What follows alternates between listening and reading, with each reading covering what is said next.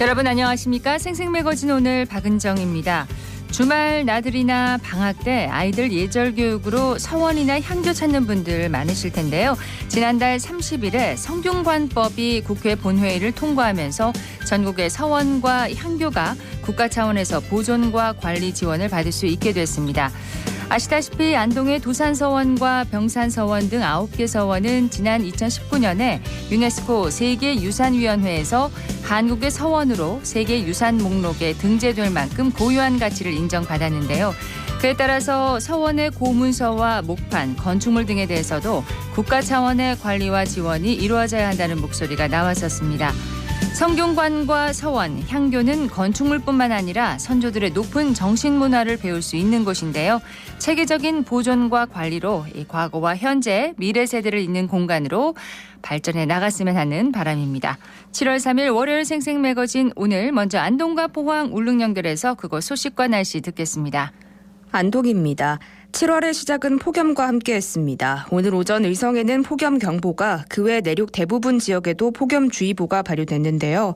오늘까지 낮 기온이 최고 34도까지 오를 걸로 예상돼 무더위는 더 강했습니다. 습기도 높아 체감 온도도 매우 높으니까요. 야외 활동하실 때 온열 질환에 걸리지 않도록 대비 잘해주시길 바랍니다. 이번 주는 안동과 영주를 포함해 내내 폭염과 열대야 발생 가능성도 높겠습니다. 경북의 문화관광 분야 출자 출연기관이 이번 달부터 4곳에서 2곳으로 통합됐습니다. 이번 문화관광 분야 통합은 도의 첫 성과물인데 출자 출연기관의 업무 중복을 줄여 효율성을 높이고 재정 낭비를 줄인다는 목표입니다.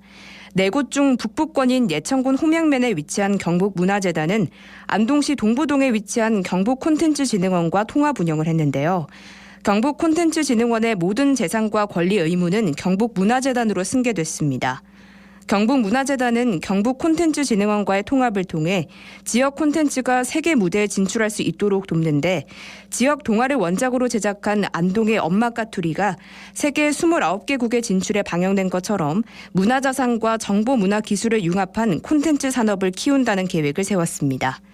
이들은 관광 인프라 개발과 홍보 마케팅 그리고 문화 관광 생태계 조성 등의 힘을 모아 외국인 관광객을 이끌 수 있도록 노력하겠다고 밝혔습니다. 지금까지 안동이었습니다. 이어서 포항입니다. 주말 내내 전국 대부분 지역에 폭염특보가 내려졌습니다. 포항과 경주에도 어제부터 폭염경보 발효돼 있고요. 오늘도 낮 최고 기온 30도 안팎의 더위가 이어지겠습니다. 높은 습도 때문에 온열 질환 발생할 가능성이 높은데요. 충분히 휴식하시고 물도 자주 드셔주셔야겠습니다. 내일 밤부터는 또다시 전국에 장맛비가 이어집니다. 비 피해 없도록 대비해 주시기 바랍니다. 지난 주말부터 전국의 해수욕장들이 문을 열고 있죠. 경북 동해안의 23개 해수욕장도 오는 14일부터 차례로 개장합니다. 경주와 영덕, 울진 지역 해수욕장이 오는 14일부터, 포항 지역 해수욕장은 오는 15일부터 운영되는데요. 해수욕장마다 다양한 축제와 체험 행사로 피서객을 맞을 준비를 하고 있습니다. 포항 영일대 해수욕장에서는 샌드 페스티벌, 구룡포 해수욕장에서는 오징어 맨손잡이 체험 행사가 열리고요. 다음 달에는 영일대 해수욕장과 형산강 일대에서 전국 해양 스포츠 제전이 펼쳐집니다. 또 경주 관성해수욕장에서는 한여름밤의 음악축제, 영덕 고래부 해수욕장에서는 비치 사커 대회, 울진 후포 해수욕장에서는 전국 남녀 비치발리볼 대회가 열립니다. 한편 경상북도는 일본 후쿠시마 방사능 오염수 방류에 대비해서 피서객이 많은 포항 영일대 해수욕장과 영덕 장사해수욕장 등 2곳에서 개장 전에 방사능 검사를 실시해서 결과를 발표할 예정입니다. 지금까지 포항이었습니다. 이어서 울릉입니다. 울릉도와 독도는 맑은 하늘 보이고 있습니다. 현재 기온은 어제보다 3.1도 낮은 25.4도, 습도는 80%입니다. 동해 중부 안쪽 먼바다에는 남동에서 남풍이 불며 바다의 물결은 0.5에서 1m로 잔잔하게 일고 있습니다. 오늘 여객선은 정상 운항합니다. 울릉군과 포항시의 관광산업 발전을 위한 2023 포항 울릉도 독도 관광벨트 포럼이 지난 1일 울릉크루즈 선상에서 열렸습니다. 포항시와 울릉군이 공동 주최하고 포항문화관광협회가 주관한 이번 포럼은 동해안 최대 해양 관광 거점 조성을 위해 지역 간 주요 관광 콘텐츠 연계 방안을 모색하고 각 지자체 관광업 종사자들 간 정보 공유 및 의견 교환을 통해 관광 협력 네트워크를 구축하고자 마련됐는데요. 김병욱 국회의원을 비롯해 남한건 울릉군수, 김남일 포항시 부시장 등 관련 지역 정치인과 지자체장들이 참석했습니다. 먼저 포럼의 기조 연설자인 김남일 포항시 부시장이 심해해양과학 및 관광벨트 구상 프로젝트를 발표하며 포럼의 막을 열었고 뒤이어 포항 울릉 독도 관광벨트 활성화를 주제로 김윤배 한국해양과학기술원 박사, 송동광 영일만 관광특구협의회장, 남태진 중부대 교수의 강연이 이어졌습니다. 이후 포항학 연구회장 이재원 저장의 사회로 앞선 기조연설 및 강연 내용과 관련된 패널들의 토론이 진행됐으며 해양 관광벨트 조성을 위한 다양한 아이디어들과 효과적인 추진 전략들을 논의해보는 시간을 가졌습니다.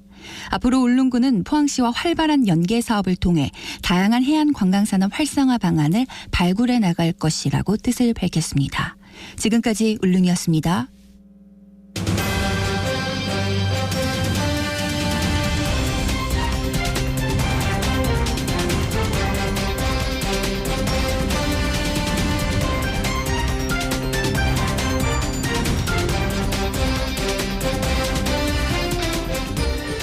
월요일 생생매거진 오늘 함께하고 계십니다. 11시 11분 지났습니다.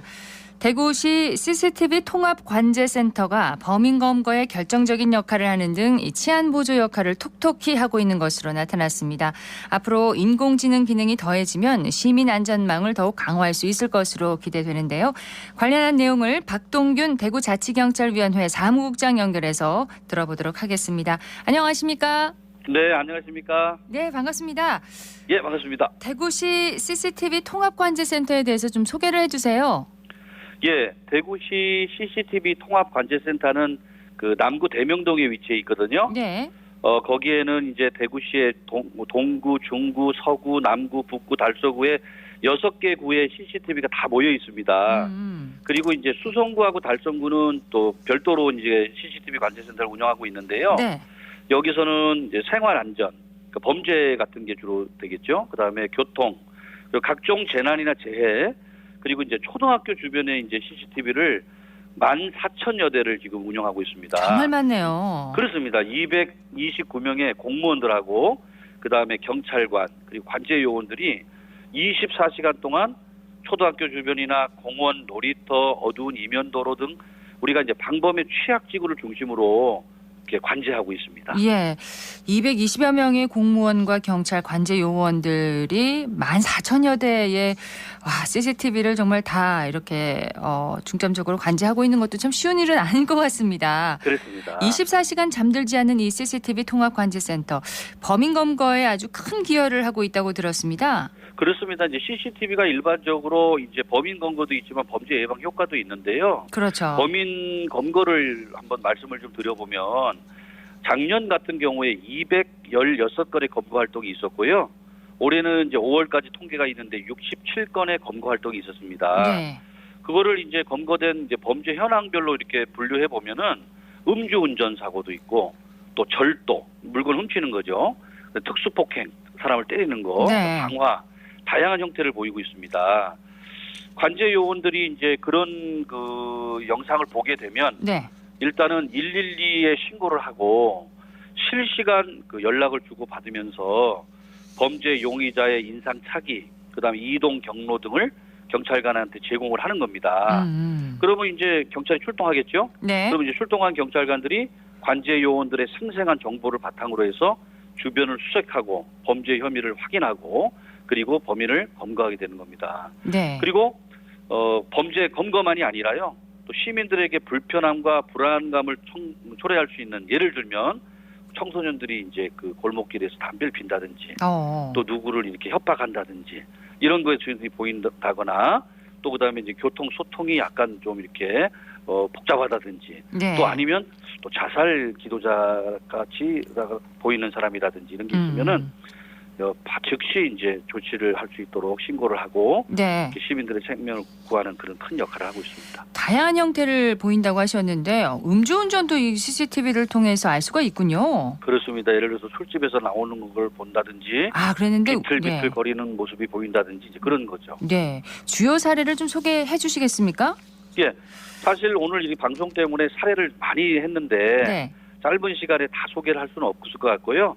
주요한 사례 짧게 말씀드리면 지난 6월 19일 날 새벽 3시 정도에 달서구 진천동의 배낭맨 학생이 차문과 상가문을 열어보고 다닌다 이렇게 신고를 해가지고 경찰이 바로 출동을 해서 그 인근 현장에서 바로 그 범인을 잡은 사례가 있습니다. 새벽 3시면 좀 이상하긴 하네요. 그렇습니다. 그리고 그보다 앞선 6월 13일 새벽 2시 경우에는 대구 남구의 대명동에서 공구를 이제 훔쳐 달아간 60대를 40여 분 만에 붙잡을 수 있었습니다. 네. 이렇게 인적이 드문 새벽 시간에 우리 CCTV 관제센터 요원들이 모니터링을 통해 가지고 절도범죄의 목격자 역할을 톡톡히 하게 됐고요.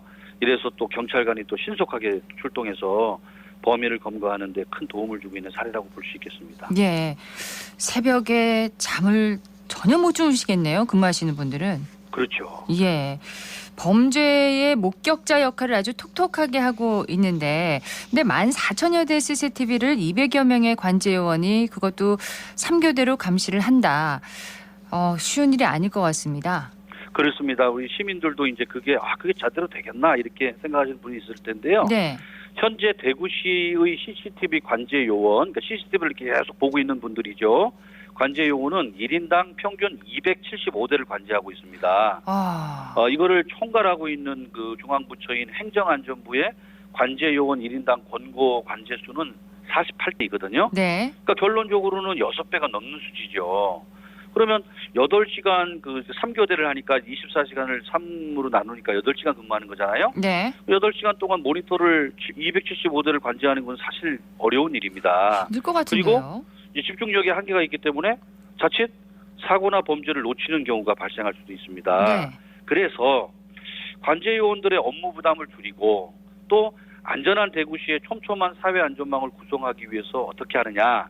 대구시 전 지역에 스마트 CCTV 관제를 시행하고 있습니다. 이게 뭔가요? 그러니까 우리 시민들은 스마트 CCTV 이거 뭐지? 관제가 뭐지? 이렇게 할 수 있는데 쉽게 네. 말씀드리면 그 관제를 사람이나 사물의 움직임 또 객체를 구분하고 연기나 화재 같은 특정한 이벤트가 발생했을 때 이거를 AI를 통해 가지고 실시간 분석해서 가만히 있는 게 아니다. 유의미한 영상만 모니터에 선별해서 표출하는 그런 스마트 CCTV 관제입니다. 네. 그래서 좀 어려운 말인데 관제 표출이라고 하는데 그러니까 일반적인 데서 특정한 것만 나오는 관제 표출이 평균적으로는 주간에는 30% 정도, 네. 야간에는 한 18% 정도 되기 때문에 관제 요원들의 업무 부담을 줄여서 효율적인 관제가 가능하게 되어 있습니다. 예. 뭔가 특별한 좀 평상시와는 다른 어떤 그런 그 움직임이나 이런 그런 게 뭐 연기나 화재 같은 게 이렇게 나타나면은 알려주는 건가 봐요. 그렇죠. 그렇습니다. 예. 앞으로 이 CCTV에 인공지능 기능이 탑재되면 시민 안전을 보다 더 강화할 수 있겠네요. 그렇습니다. 이제 시민의 생명과 재산을 이제 그 경찰력으로만 의존하는 시대는 지났고요. 네. 간단한 예가 올해 대구 국제 마라톤 대회에 그 경찰력이 약 100명 정도가 투입됐거든요. 네. 코로나 전인 2019년도 같은 경우는 750명이니까 650명이 감소되었어요. 근데 여러분들 잘 아시지만 우리 의경이 있었잖아요. 의경이요. 네. 의경이 이제 폐지되었거든요. 하지만 이태원 참사 이후에 각 기관이나 단체에서 뭐 예를 들면은 뭐 축제라든지 체육대회라든지 집회 시위에서 경찰 인력을 많이 요청하거든요. 네. 그리고 또 요새는 뭐 웬만한 거는 또 112 신고가 많기 때문에 인력에서 의존하는 시대가 지났기 때문에 이제는 과학 치안이라 그래서 이제 과학 기술을 이용을 해서 이제 그 CCTV에다 접목을 해서 어린이 불법 부정차 지역이라든지 또 실종자 동선 체크라든지 다중인 파악 관리가 네. 가능하도록 되어 있습니다. 그렇군요. 그 영상을 보여주는 것에 그치지 않고 그 영상을 또 분석해서 위험도까지 평가를 해준다는 얘기인가요? 그렇습니다. 이제 인공지능을 통해서 영상 분석을 해가지고 어린이 보호, 예를 들면 이제 어린이 보호구역에 불법 주정차가 있다. 네. 그 다음에 등하교 시간에 차량이 많이 지금 증가하고 있다. 이거를 이제 인공지능이 분석을 하는 거죠. 그래가지고 이때는 좀 경찰관이 출동을 해야 되겠다. 예. 그래서 이제 알려주는 거고, 그다음에 여기는 지금 불법 주정차가 너무 많이 돼 있다. 구청 직원이 좀 출동해야 되겠다. 이런 것들이고요. 그다음에 또 실종 노인이 어르신이 이제 실종됐다. 그러면 그분의 인상착의를 이제 거기 CCTV에다 넣어가지고 그런 분 유사한 분들이 지금 어디로 지금 움직이고 계신다. 예. 그래서 빨리 경찰관이 출동을 해서 해야 되겠다.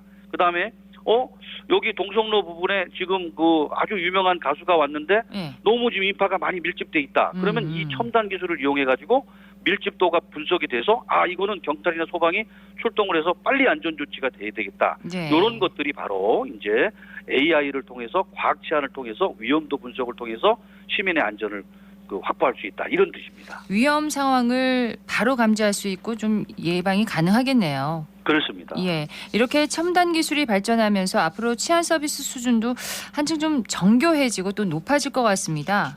그렇습니다. 이제 저를 이제 오늘 초대해서 이렇게 말씀해 주시는 기회도 좋은데요. 인공지능이나 빅데이터, 블록체인 같은 첨단 기술이 치안 역량에 이제 도입이 됐고요. 네. 우리 생활안전과 여성 청소년 교통을 담당하고 있는 우리 대구시 자치경찰위원회에서도 지금 5년간 32억 5천만 원을 지원받아가지고 AI 범죄 예측, 지능형 CCTV 통합 관제, 그리고 드론과 AI 기술을 활용한 CCTV 사각지대 보안을 할 수 있는 그런 시스템을 지금 구축하고 있습니다. 예. CCTV 사각지대 보완되면서 범죄의 사각지대도 많이 좀 좁혀졌으면 하는 바람인데 CCTV가 시민 안전지킴이 역할을 하면서 내가 살고 있는 곳 혹은 내가 머무르는 곳에 좀 CCTV를 설치해달라 이런 요구도 있을 것 같거든요. 이 부분은 그렇습니다. 어떻습니까? 제가 예. 이제 우리 현장을 가보면은 주민들이 우리 동네에 CCTV 좀 설치해 주세요. 예. 우리 동네 CCTV가 너무 지금 노후화돼 있어 이렇게 이런 주문이 많거든요. 네. 근데 CCTV 설치는 경찰의 소관이 아니라 지방자치단체 업무 소관입니다. 예를 설치는요? 들면 네. 달서구청의 소관이란 뜻입니다. 그래서 예산도 지방자치단체에 있습니다. 하지만 경찰에 와가지고 이거 좀 CCTV 좀 설치해 주세요 이렇게 하면은 그거 업무는 구청입니다 이렇게 얘기하지 않고 예. 직접 나가가지고 그 부분에 대해서 범죄 분석을 통해 가지고 이거는 필요하다라고 하면 지자체의 설치 여부를 같이 논의하는 즉 네. 협력 제안, 소통과 협력 이렇게 볼 수 있겠습니다. 그래서 그렇군요. 이런 것들이 바로 자치경찰이 2021년도 7월에 시작됐는데 이게 이제 바로 이제 정착되는 모습이 아닌가 이렇게 생각됩니다. 네, 앞으로 대구시 CCTV 통합관제센터의 역할, 더 큰 역할을 기대하겠습니다. 오늘 말씀 감사합니다. 네, 감사합니다. 지금까지 박동균 대구자치경찰위원회 사무국장이었습니다.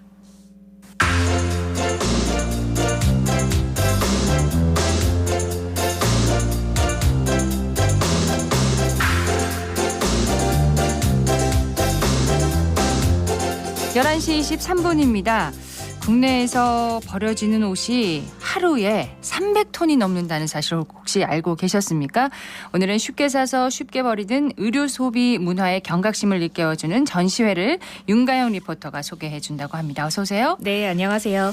오늘 아침에도 많은 분들이 외출하기 전에 입을 옷이 이렇게 없네 하는 생각 해보지 않으셨을까요? 저 또한 전시회에 가기 전에는 옷으로 가득한 옷장 앞에서 뭐 입지 하면서 고민을 했었는데요. 전시회를 다녀온 후에 이 또한 다시 한번 생각해보게 됐습니다. 그래요? 네, 보통 한 사람이 가진 옷 중에 입지 않는 옷의 비율은 21% 정도인데요. 더 될 것 같아요. 네, 새로운 옷이 쌓일수록 입지 않는 옷의 개수도 좀 늘어나겠죠. 그렇죠. 대구 섬유박물관에서는 의류 폐기물에 대한 성찰과 또 지속 가능한 의생활에 대한 전시인 최소한의 옷장을 열고 있습니다. 제가 먼저 담당 학예연구사와 함께 전시회장을 둘러보고 왔습니다. 첫 번째 전시실로 도착을 했는데 엄청 큰 옷걸이가 하나가 있어요. 이게 어떤 의미인가요? 아무래도 전시실 전체를 하나의 옷장이라고 생각하고 그 옷장 속에 걸려있는 빈 옷걸이를 우리가 어떻게 채울까 한번 좀 고민해 보시라고 이런 큰 조형물을 설치하게 되었습니다. 네, 첫 번째 공간은 옷장 채우기 공간입니다. 한국전쟁 직후에 모든 물자가 부족했던 시절에 안방을 재현해 놓고 현대의 드레스룸에 이르기까지를 우리가 전시로 연출을 했어요. 여기 보니까 예전에 저희 할머니가 있었던 그 방이 딱 생각이 나거든요. 자개장이 이렇게 커다랗게 채워질 정도로 옷이 정말 많았던 것 같은데 그 모습이 좀 떠오르기도 합니다. 네, 전부 이 공간을 보시면서 다들 할머니 생각을 많이 하시더라고요. 두 분이서 쓰시던 방 한 편임에도 불구하고 한 편이 옷장으로 채워지고 그 안쪽에는 할머니, 할아버지의 옷이 가득했던 시절이 있었죠. 그래서 2부 옷장 파헤치기 코너는 어떻게 우리가 이렇게 대폭적으로 의류 소비가 늘어나게 되었고 많은 의류 폐기물들이 발생시키는 문제는 어떤 게 있는지 한번 고민을 해보자라고 해서 만들어진 공간이에요. 네, 3부는 사람들의 현재 의류 폐기물을 줄이고 있는 이야기를 전시를 한 거예요. 우리나라 의생활의 변화부터 올바른 옷 소비와 또 의류 폐기물을 줄일 수 있는 방법까지 이 전시를 통해서 많은 생각을 할 수 있을 것 같아요. 네, 맞습니다. 옷과 관련된 전시회다 보니까 옷이 정말 많았는데요. 대부분 여기 걸린 옷은 전시를 위해 새로 구매한 것이 아니라 중고 옷을 기부하는 기부처에서 협찬을 해 주신 것이라고 합니다. 또 의류를 재활용한 다양한 미술 작품도 곳곳에 있어서 흥미로웠는데요. 특히 대구는 이 섬유 도시로도 참 유명하잖아요. 네. 담당 학예 연구사도 섬유와 의류 폐기물에 대한 고민을 하면서 전시를 준비했다고 합니다. 이야기 들어보시죠. 네, 안녕하세요. 저는 대구 섬유박물관 학예사 문재은이라고 합니다. 최소한의 옷장은요, 우리 박물관이 올해 준비한 특별전이고요. 의류 폐기물을 줄이고 미래지향적이고 지속가능한 옷장 문화에 대해서 함께 고민하고 실천해보고자 마련한 전시입니다. 네, 아무래도 제가 전시를 준비해서 통계를 한번 찾아봤는데 대구가 섬유도시라는 타이틀을 가진 이래 의류 폐기물이 얼만큼 버려지는가 하면서 찾아봤더니 서울, 경기 지역 다음으로 세 번째로 의류 폐기물이 많이 발생되는 지역이기도 하더라고요. 그래서 더 이상 이 문제는 대구 지역에서도 더 외면할 수 없는 문제이고 우리 사회가 풀어야 되는 숙제이기 때문에 시민 여러분들과 함께 고민하는 자리를 마련하고 싶었습니다. 저렴하고 빠르게 유통되는 패스트 패션을 쉽게 소비하는 것보다는 중고 의류를 구입해서 그 옷을 오랜 기간 동안 내가 소중하게 입는 문화가 저는 필요하다고 생각을 합니다. 내가 입는 옷의 의류 착용 횟수가 늘어나면 그 늘어나는 만큼 환경적인 영향은 줄어든다는 생각을 가지고 최소한의 옷장을 한번 만들어 봤으면 좋겠습니다. 네, 중고 의류는 환경 오염의 주범이 되고 그렇죠. 이 새로운 의류를 생산하는 과정에서도 전 세계 탄소 배출량의 10%가 나온다고 하는데요. 우리가 해법은 알고 있지만 실천이 쉽지 않다는 것이 문제겠죠. 이 전시회장에서 만난 분들에게 옷에 관련한 다양한 이야기를 들어봤습니다. 알고는 있었는데 실천하지는 못했어요. 그냥 집에 좀 놔두고 좀 몇 년 뒤에 그 친구를 발견하면은 또 의류 수거함에 넣거나 이렇게 했었어요. 내가 예상치도 못했던 그런 소비에 약간 에너지가 많이 낭비가 되고 환경에도 좀 무리가 많이 가는 거를 알아서 조금 줄여야겠다 이런 생각했었어요. 약간 무분별하게 옷 소비를 하는 분들한테 소개해주고 싶은 전시였어요. 요즘에는 아무래도 옷을 사기에 편한 환경으로 만들어져 있어서 핸드폰으로 구경을 하다가 그냥 갑자기 사게 될 때도 있고 아니면 그냥 시내 친구들이랑 놀러 갔다가 이렇게 살 때도 있어서 한 일주일에 한 번씩은 사게 되는 것 같아요. 아무래도 옛날에는 저렴한 옷을 많이 사긴 했는데 이제는 좀 괜찮은 옷을 하나 사서 조금 오래 입으려고 하는 편입니다. 아니요, 저는 생각 안 해봤고 이런 거에 대해서는 완전 잘 모르고 있었습니다. 전시를 보니까 제가 생각했던 것보다 이런 옷에 관해서 환경오염이 끼치는 영향이 큰 걸 알았고 저도 이런 재활용도 하나도 못하고 있어서 반성도 많이 했습니다. 그전에는 생각 없이 예쁘면 바로바로 사고 저는 그래서 사도 반품을 잘 안 하거든요. 그래서 그냥 가만히 두고 막 있었다면 이제는 반품도 하고 안 입을 것 같은 옷은 안 사고 하나 좋은 걸 사서 오래 입는 방법을 실천할 것 같습니다. 생각보다 주제가 조금 가까이 있는 거라서 친근하게 볼 수 있고 사진 찍는 게 있어서 그게 재밌습니다. 네, 대구 섬유박물관에서 열리고 있는 최소한의 옷장은 10월 1일까지 계속됩니다. 방문하셔서 우리가 매일 입는 옷에 대한 고민과 또 환경 오염을 줄이는 다양한 생활 속 대안까지 만나보시는 건 어떨까요? 네, 윤가연 리포터 소식 잘 들었습니다. 고맙습니다.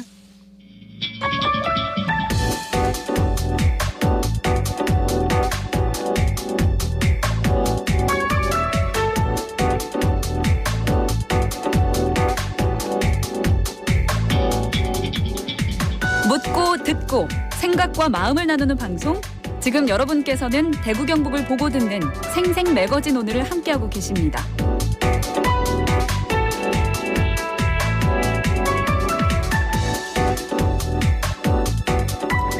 11시 30분 지났습니다. 기자의 눈으로 지역의 현안과 이슈를 들여다봅니다. 매일신문의 최원영 기자와 함께합니다. 어서 오세요. 네, 안녕하세요. 네, 오늘 준비하신 주제는 뭔가요? 네, 지난 1일부터 경상북도 군위군이 대구시 군위군이 됐습니다.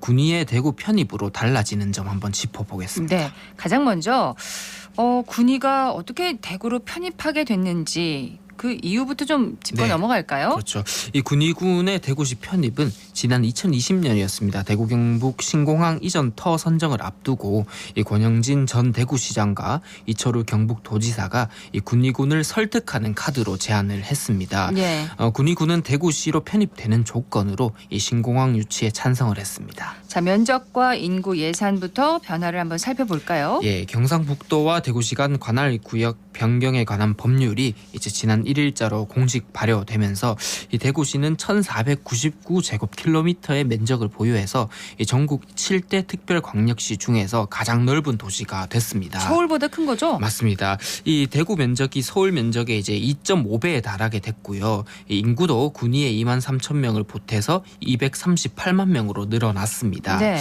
군위 편입으로 대구시 행정구역은 7구, 2군, 7읍, 10면 133동 체제로 이제 재편이 됐고요. 예산 규모도 16조 8,682억 원 수준으로 증가했습니다. 주민들의 실생활에서 가장 중요한 게 교통인데 교통 부문에서도 달라진 게 있겠죠? 예, 우선 도로와 철도망 부분부터 설명해드리겠습니다. 예. 이 도로는 확장될 노선이 크게 두 가지인데요. 이 한반도를 남북으로 길게 잇는 국도 5호선 구간 중에서 가장 정체가 심한 동명 삼거리 구간 2.1km가 4차로에서 6차로로 확장하기 위한 설계에 들어갔고요. 그리고 동명동호 IC와 군위 JC를 잇는 이 중앙고속도로 24.3km 구간도 약 6천억 원을 들여서 4차로에서 6차로로 늘립니다. 네. 그리고 도로가 신설되는 구간도 있는데 조야 동명 광역도로거든요. 이 곧 설계를 마무리하고 본격적인 공사를 계획 중이고요. 완공 예정일은 2027년입니다. 그리고 수성 IC와 동군위 IC를 잇는 803 관통 고속도로도 새롭게 지어질 예정이고요.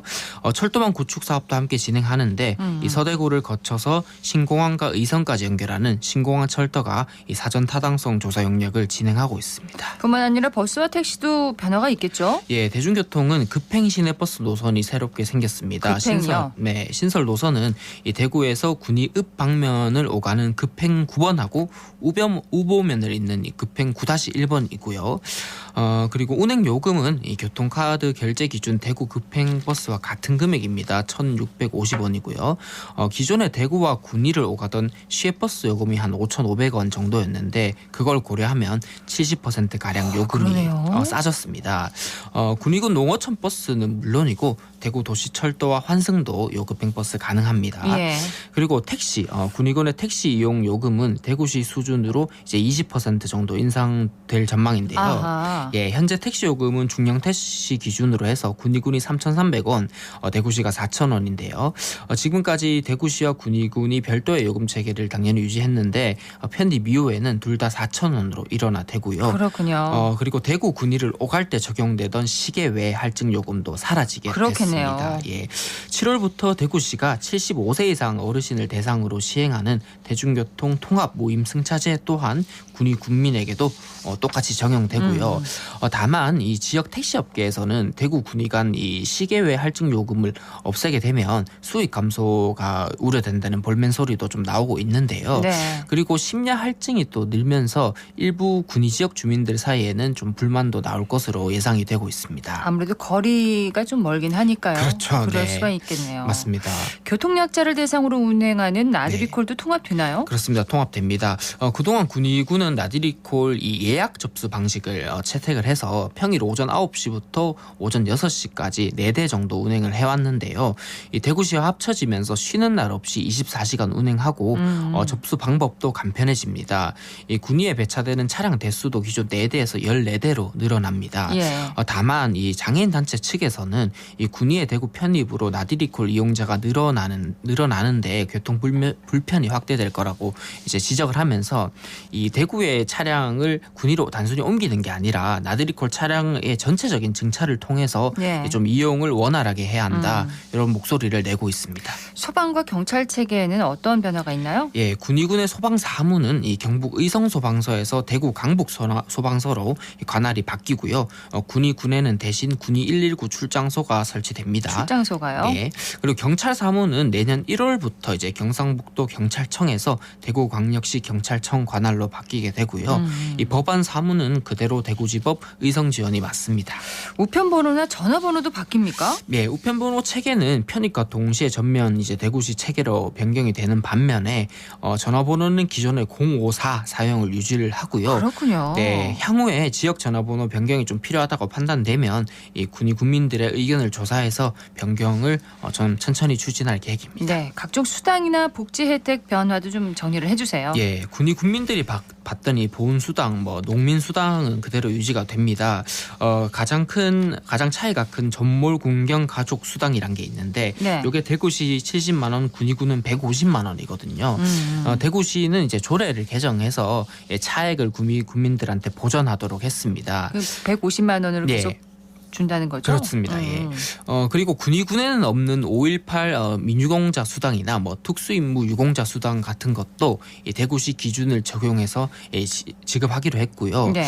결과적으로 군위 군민들이 받는 복지 혜택도 늘어나게 되는데 대구 시민안전보험에도 가입이 되게 되면서 이 보장 범위가 기존 9종에서 18종으로 2배 확대됩니다. 세금이나 전기요금 같은 것도 달라지나요? 세금은 이 국세는 표준세율을 하기 때문에 현재와 동일하게 부과가 되고요. 주민세나 재산세 같은 지방세 또한 이 세액 산출 시 적용되는 세율이 현재와 동일하기 때문에 크게 달라지는 것은 없습니다. 네. 그리고 전기요금은 현재 전국적으로 똑같이 적용되고 그렇죠. 있기 때문에 이것도 달라질 게 없고요. 도시가스 요금 또한 대구시 경북도의 경우에는 이 공급사별로 권역을 나누어서 관리하기 때문에 동일하게 유지가 됩니다. 달라지는 것도 있는데요. 생활요금 중에서 상하수도 요금이나 이 종량제 봉투 가격은 이 변화가 있습니다. 또 달라지는군요. 예, 상하수도 요금의 경우에는 2년간 유예를 하고 이후 2년간 그러니까 2026년부터 27년까지 단계적으로 이제 군위에서는 인상이 되고요. 네. 2027년부터는 대구시와 군위군의 이제 상하수도 요금 단가가 이제 동일해집니다. 그러니까 인상이 된다는 거죠. 예. 종량제 봉투의 가격은 현재 군위군 가격을 유지하되 5년의 유예 기간 경과 이후에 2029년부터 대구시와 통합됩니다. 당장 바뀌는 것도 있고 네. 동일한 것도 있고 네네. 단계적으로 인상되는 경우도 있고 당분간은 약간 혼란스러우시겠지만 어쩔 수가 또 없을 것 같아요. 또 적응하시겠죠. 네. 최대 관심사 중에 하나가 학교 문제 아니겠습니까? 네네. 어떻게 바뀔까요? 이 군위군 대구시 편입 이후에도 이 경북 지역의 중학생은 군위고에 지원을 할 수 있을 걸로 보이는데요. 이 군위 중학생 역시 대구뿐만 아니라 경북의 모든 고교에 지원할 수 있을 전망입니다. 대구도 가능하고 네. 경북도 가능한 거군요. 그렇죠. 예. 이게 이제 대구시 교육청하고 경북 도교육청의 합의에 따라서 이렇게 결정이 됐고요. 아울러 대구시 교육청은 2024학년도부터 군위의 유일한 고등학교인 군위고를 이 추천 배정고가 아니라 학교장이 입학 전형을 실시하는 선지원고로 지정을 해서 정원의 한 90% 정도는 군위 출신 학생들을 선발하기로 했고요. 군위군이 대구시로 편입됐더라도 이제 군위군이 여전히 읍면 지역으로 많이 구성이 돼 있기 때문에 네. 이 농업 삶의 질 향상 및 그리고 농어촌 지역 개발 촉진에 관한 특별법에 따른 농어촌 학교에 해당이 됩니다. 그대로. 그래서 농어촌 특별 전형은 유지가 되고요. 유지되는군요. 네, 맞습니다. 교사회 같은 경우에는 이 군위교육지원청 소속 교사가 전원 대구교육청으로 편입이 될 예정인데 네. 본격적인 이 교사 교류는 준비 기간 한 4년을 거친 이후에 좀 이뤄질 걸로 전망되고 있습니다. 자, 선거구 조정에 대해서도 관심이 많습니다. 네, 대구시 군위군이 됐습니다. 이제 군위 군민들은 당장 내년 4월에 치러질 제22대 총선에서 대구시 국회의원을 뽑아야 되겠죠. 예, 현재 군위군이 경북 의성, 청송, 영덕과 함께 한 선거구로 묶여 있어요. 그런 만큼 이 선거구 개편이 불가피한데 군위군은 선거구 획정 기준이 되는 올해 1월 기준 인구가 이 선거구 하한 인구수에 한참 미달하기 때문에 단독 선거구 구성은 안 됩니다. 그래서 이제 기존 대구 지역 선거구에 편입돼야 되는 그런 상황입니다. 그러니까 편입될 수 있는 지역이 동구을 지역 네. 또는 또 북구을 지역인 거죠? 네. 이 군위군은 지리적으로는 동구을, 생활권으로는 북구을과 맞닿아 있기 때문에 어느 지역과 합하더라도 이상할 게 없는데요. 인구수가 여기서 변수가 됩니다. 공직선거법상 지역 선거구 상한 인구수를 따지면 한 지역구당 27만 1,042명을 안 넘어야 됩니다. 근데 동구을은 군위군과 합치면 상한 인구수가 안 넘고요. 반면에 북구을과 합쳐버리면 이 상한 인구수를 살짝 초과합니다. 예, 군위 선거구 윤곽이 드러나기까지는 상당한 시일이 소요될 걸로 이제 예상이 되는데 이 국회 선거제도 개편 논의가 지금 마무리돼야 하기 때문입니다. 또 대구 시의회의 경우에 보면은 군위군 편입으로 의원이 한 명 늘어나게 되면서 총 33명 의원으로 대구시 의회가 새 출발하게 됐습니다. 네. 자, 군위군이 이제 대구시로 편입을 했습니다. 네. 그 의미와 기대 등을 좀 짚어주세요. 예, 군위군의 대구시 편입은 국가 정책에 따라서 이뤄진 과거의 광역시 편입과는 다르게요. 지방자치단체 간의 합의에 따라서 이뤄진 첫 번째 통합 사례이기 때문에 의미가 굉장히 큽니다. 예, 군위군의 대구시 편입 그리고 대구시와 군위군 발전의 획기적인 전기가 될 것으로 기대되고 있습니다. 네. 매일신문의 최원영 기자였습니다. 고맙습니다. 네, 감사합니다.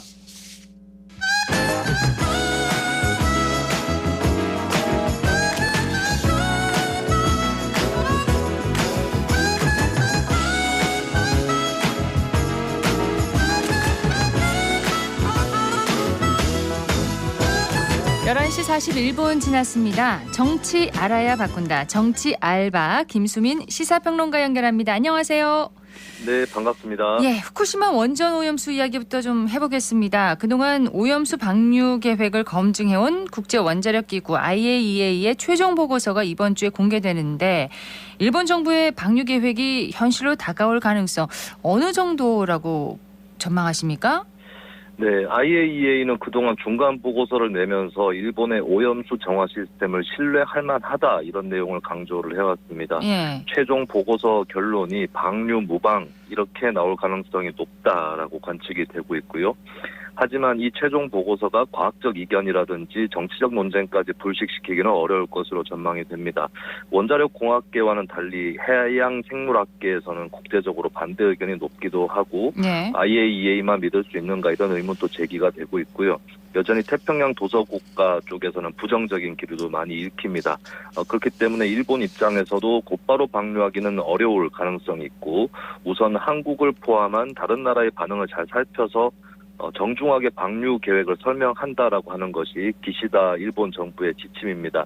그리고 어제 보도가 된 사실인데 일본 공동여당인 공명당에서 해수욕철의 방류는 피하자라는 의견을 냈습니다.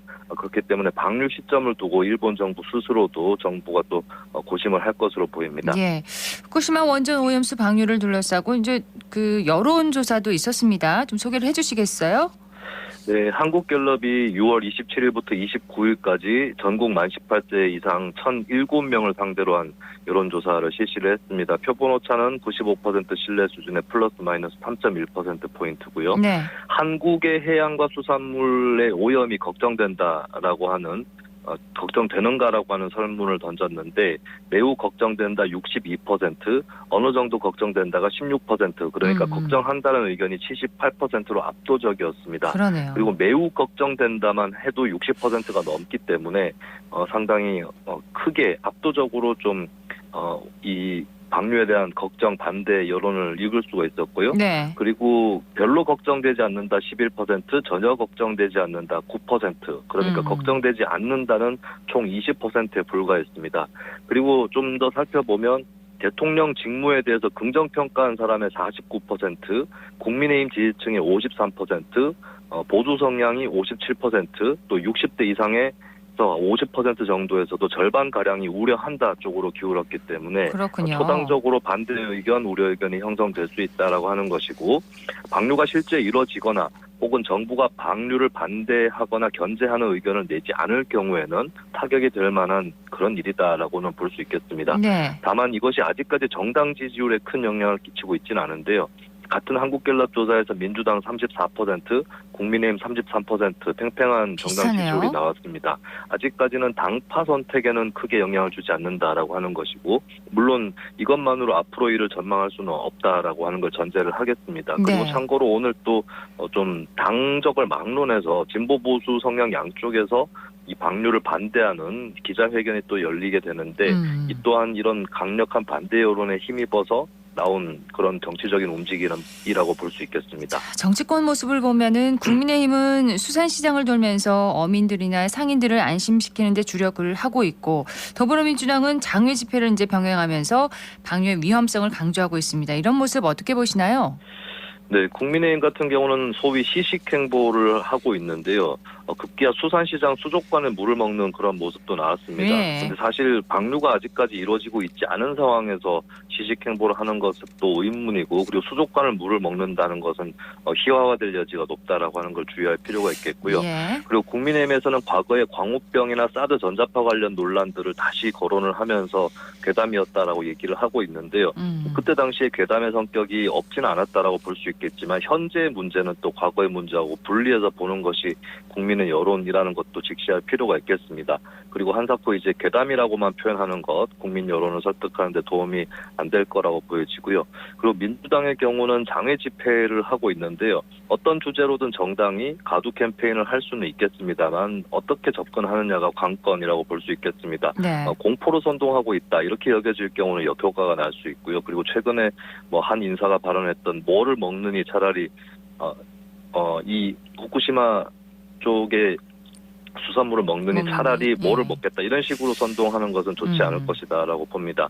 그리고 과학계에서는 안전할 거다라는 의견도 상당하기 때문에 꼭 분명히 공포를 조장하면서 이제 안 된다, 위험할 것이다라고 단정 짓기보다는 다른 방법이 더 낫지 않겠느냐라고 하는 그런 대안 제시가 더 중요할 것이라고 보여집니다. 예. 지난주에 단행된 윤석열 정부의 첫 개각에 대한 얘기를 좀 해보겠습니다. 장관급 인사는 2명 교체했는데 11명의 또 차관급 인사가 단행됐습니다. 대통령실에서 일하던 인사가 5명이 포함됐고 또 윤 대통령이 이들에게 이권 카르텔을 발견하며 맞서라 이렇게 주문한 것에 대해서 큰 관심이 쏠리고 있습니다. 어떻게 보시나요? 네, 비교하자면 장관은 정무적 성격이 강하고 차관은 실무적 성격이 강한데요. 장관급 인사 교체 폭이 작다라는 것은 정부 기조에는 잘못된 것이 거의 없다라는 확신에 따른 것이라고 볼 수 있겠습니다. 반면에 차관들이 많이 바뀐 것은 정부의 코드를 실무적으로 뒷받침하라라고 하는 것이고 그걸 확실하게 해줄 수 있는 인사로서 대통령실 인사 출신들이 투입되었다라고 볼 수가 있겠는데요. 여기다가 윤 대통령이 이권 카르텔에 맞서라라고 주문을 한 것은 정부 코드에 맞지 않는 것을 적극적으로 발견하고 뿌리 뽑으라라고 하는 의미로 볼 수 있겠습니다. 사실 국민이 직선된 대통령이 만든 기조가 관료주의에 의해서 굴절되는 걸 막고자 하는 건 당연하다고 볼 수 있겠는데요. 다만 유의할 점은 그 방식이 민주적이어야 한다는 것이고 공무원이 현장에서 판단한 것들에 대해서 충분하게 토론하는 그런 자세가 필요하다는 겁니다. 그리고 이제 장관을 건너뛰고 혹시 차관에게 대통령이 직접 지시하는 거 아니냐 이런 우려도 나오고 있는데요. 이런 것들을 최대한 방법적으로 불식시켜야 한다. 수단이 올바라야 목적도 정당화될 수 있다라고 하는 점을 깊이 인식할 필요가 있겠습니다. 이번 인사로 가장 주목받는 부처가 통일부인데요. 김영호 통일부 장관 후보자가 평소 대북 강경 노선을 이제 피력해왔다는 사실과 더불어서 윤석열 대통령이 통일부는 대북 지원부가 아니라고 말했다는 것이 이제 어제 알려지기도 했지 않습니까? 네, 사실 최근 들어 계속 남북 관계가 나쁜 상황이고 또 현 정부의 대북 강경 기조는 원래 잡혀 있던 것이기는 합니다. 그런데 그래서 장관이 달라진다고 얼마나 달라질까 이렇게 생각을 할 수도 있겠는데요. 근데 이번 인사라든지 대통령 언급을 봤을 때는 사실 평소에 권영세 장관 같은 경우는 대북 적대를 하지 않는다라는 표현을 해왔습니다만 이것과는 사뭇 다르게 북한 전체주의 체제는 파괴돼야 된다. 김정은 정권 타도돼야 된다. 이런 입장을 밝혀왔던 김용호 후보자 발탁했다는 것은 더 강경한 그런 대북 정책으로 갈 소지가 높아졌다라고 볼 수 있겠고 적극적으로 대북 공세를 펼치는 그러니까 대북 교류를 하지 않는 수준을 넘어서서 하지 못했던 것이죠. 그런 수준을 넘어서서 대북 공세를 펼칠 것으로 예상이 되고 북한 인권 문제라든지 이런 것들을 필두로 대북 압박이 거세어진다. 이런 신호를 윤 대통령이 보낸 셈이라고 볼 수 있습니다. 그리고 인사청문회 대상은 아닙니다만 장관급인 국민권익위원장 또 차관급인 국가공무원 인재개발원장을 두고도 이미 논란이 한창입니다. 네, 김홍일 국민권익위원장 내정자는 검찰 고위직 출신이고 윤석열 대통령과 가까운 사이인데요. 특히 지난 대선 때 윤석열 캠프 정치공작 특위위원장으로 활동했던 이 부분이 논란이 될 것으로 보입니다. 그때 당시에 고발사주 의혹이 제기가 됐을 때 제보자에 대해서 공격을 하고 이제 당시 박지원 국정원장과 공모 가능성을 제기를 했었는데 공익제보자 보호기관인 국민권익위원장으로 제보자를 공격했던 인사가 적격인가 이 논란을 피할 수는 없을 것으로 보이고요. 그리고 최근에 대장동 의혹 계속해서 수사가 한창인데 김홍일 변호사가 대검 중수부장 시절에 대장동 일당의 조우영 씨가 부산저축은행 수사에서 빠져나간 적이 있었습니다. 부실 수사 논란으로 지난 대선 때도 거론이 됐었는데 조우영 씨가 또 나중에 경찰 수사에 덜미를 잡혔을 때 김홍일 변호사가 몰래 변론했다라고 하는 의혹이 추가로 불거져 있습니다. 조우영 씨 같은 경우는 천화동인 6호의 실소유주로 의심을 받고 있고 이 수사가 계속되고 있기 때문에 관련한 논란이 김홍일 내정자에게 번져나갈 가능성이 있겠고요. 그리고 국가공무원 인재개발원장 김채환 내정자의 경우는 유튜브 채널을 운영하면서 문재인 전 대통령부터 이준석 전 국민의힘 대표까지 맹공격하고 조롱조의 보도를 한 적이 있었습니다. 그렇습니다. 사실 이 기구는 고위공무원 교육을 총괄하는 기구고 또 국정 기조에 맞게 교육 자료가 개편될 가능성은 상당히 높아 보이는데요. 근데 야당 입장에서는 또 여기에 문제는 없는지 지속적으로 모니터링하는 대상이 될 것이고 많이 알려지지 않았던 이 기관이 새삼 논쟁, 정쟁의 한 가운데로 들어갈 수 있다라고 충분히 예측을 해볼 수 있겠습니다. 또 관심을 받은 부분이 차관급 인사 중에 역도 선수 출신인 장미란 용인대학교 체육학과 교수가 관심을 받고 있습니다. 문화체육부 제2차관에 임명됐어요. 네, 인터넷에서는 기대에 섞인 댓글도 나오지만 악플도 많이 달리는 것 같습니다. 부역자다, 역도 선수가 전문성이 있냐 이런 글이 특히 민주당 계열의 커뮤니티에서 올라오고 있는데 적절하지 않은 반응이라고 봐야 될 것 같습니다.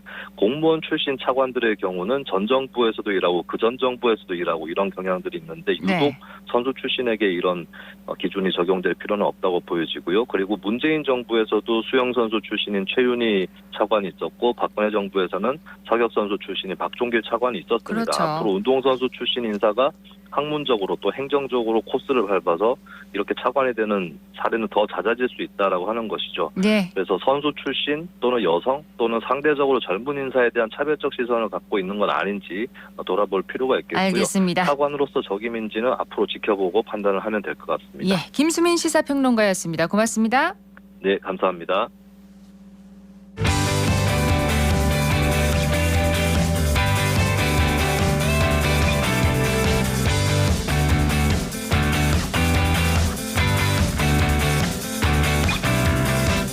클릭 정보 클립.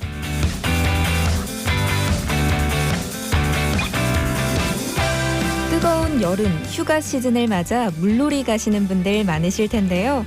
여름 휴가 시즌에는 물놀이 사고의 위험이 많습니다. 물놀이 사고를 예방하기 위해서는 안전 수칙을 알아두는 것이 필수인데요. 먼저 물놀이 전에 일기예보를 확인하시고 안전한 장소로 출발해야 합니다. 물에 들어가기 전에 준비 운동을 충분히 하고 구명조끼를 착용한 뒤 다리에서 팔, 얼굴, 가슴 순으로 물에 들어가야 하고요. 몸에 소름이 돋거나 쥐가 나면 물 밖에서 휴식을 취해야 합니다. 물놀이 안전수칙 꼭 기억하셔서 행복한 여름 보내시기 바랍니다.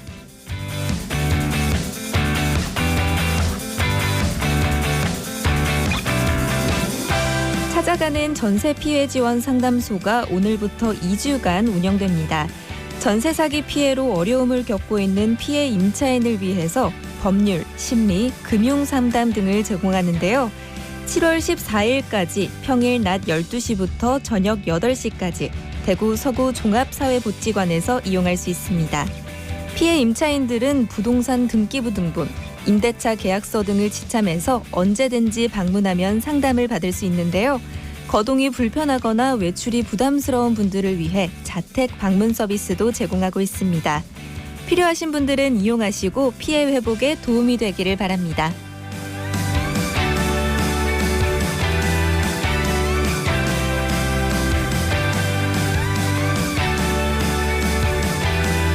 대구교통공사에서 슬로건 공모전을 개최합니다. 공모 주제는 종합교통기관 도약을 위한 비전과 핵심 가치인데요. 응모된 슬로건의 최종 6편은 9월 중으로 홈페이지를 통해 발표되고 시상금이 수여됩니다. 오늘부터 7월 30일까지 응모 가능하고요. 자세한 내용은 대구교통공사 홈페이지 또는 역사에 게시된 안내 포스터를 참고하시기 바랍니다.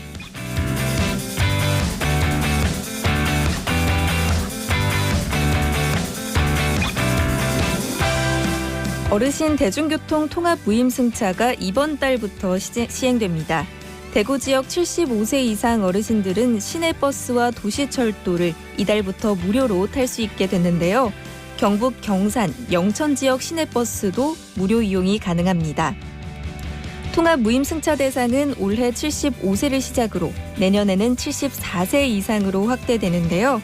1949년생은 2024년부터 1950년생은 생일부터 대중교통 무료 이용이 가능합니다. 대상자는 생일이 다가오기 전 2개월 전부터 통합 무임교통카드 발급이 가능하니까요. 해당되는 분들은 이용하시기 바랍니다.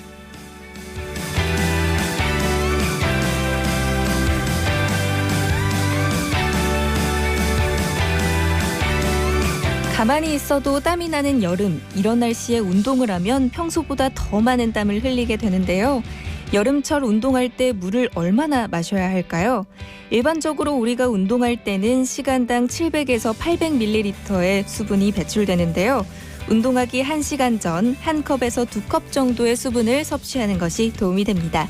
지금까지 클릭정보클립 서한나였습니다.